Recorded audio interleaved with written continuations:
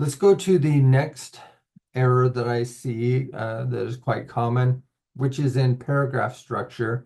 We want to remember three parts of the paragraph. We want our topic sentences, we want our evidence, and we want our tie-in that goes back to the thesis. So again, if you don't have a thesis, we're not going to be able to include these tie-ins. It's going to cause problems in your paragraphs. Let's look at this paragraph here.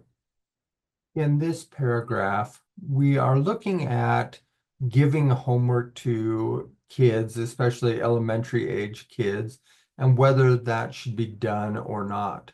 So we look at this first sentence. Kids wake up, dread school, and fight with their parents about getting out of bed.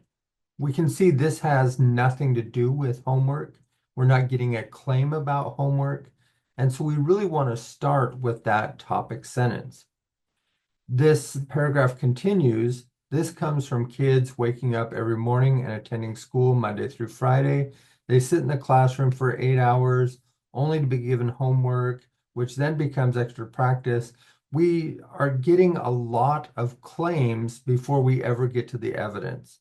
So we want to get in the habit of making a minor claim, which is our topic sentence, and then going right to the evidence.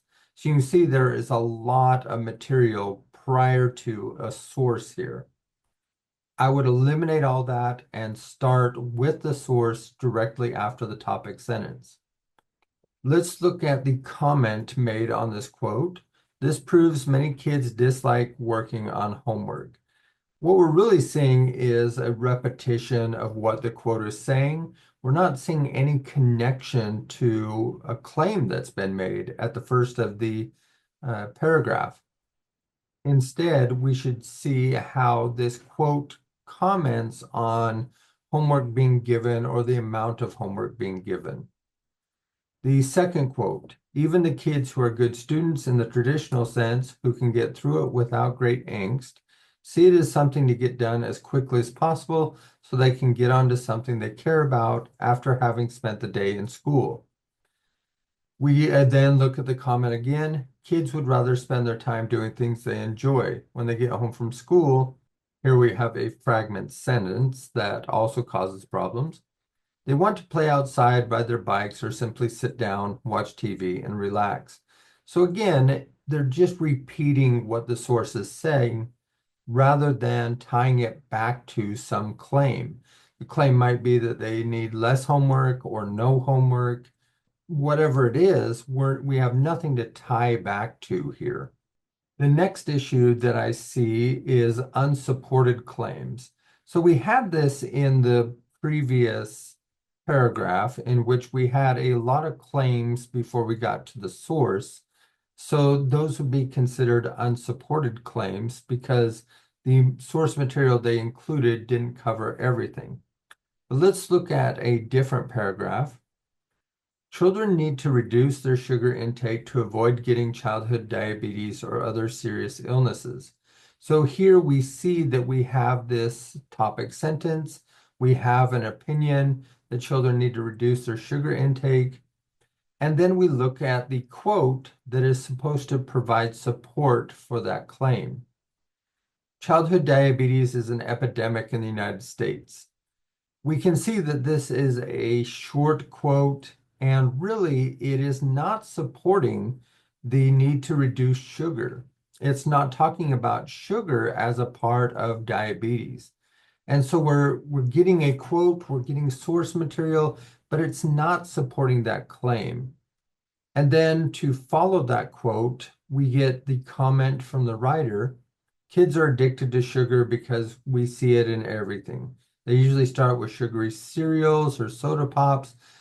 What we're really getting is a writer who has made a claim, provided a source that's somewhat unrelated to the claim, and then a lot more claims from that writer as evidence. And we are not providing the evidence. We are not the experts. And you can see when this writer says kids are addicted to sugar because we see it in everything, these are just generalities. This is an unsupported claim in itself. They usually start with sugary cereals or soda pops. if there's evidence for this, why not bring in the evidence? So don't make claims yourself throughout the paragraph as support. Instead, bring in that source material. Speaking of sources, another difficulty is the transition from the writer to the source material back to the writer. This is a common error that can cause clunkiness throughout the essay.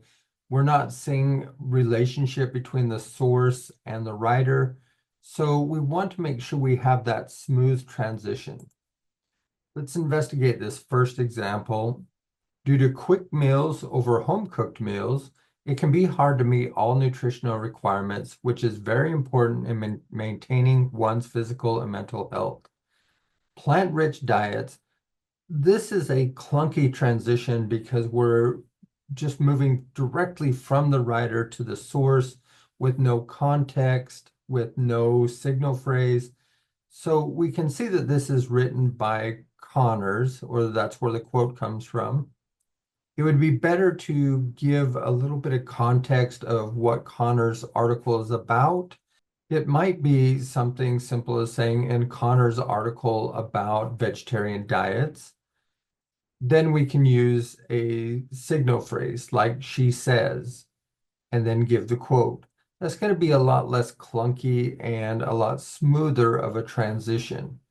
This next quote does the same thing. We are not getting some type of transition between the writer and the quote, and that causes some confusion. It causes the quote to look clunky and out of place. So again, we want to look at the author, which is Taylor here. We at least want to include a signal phrase such as Taylor says or Taylor notes, something to indicate that now we're moving to source.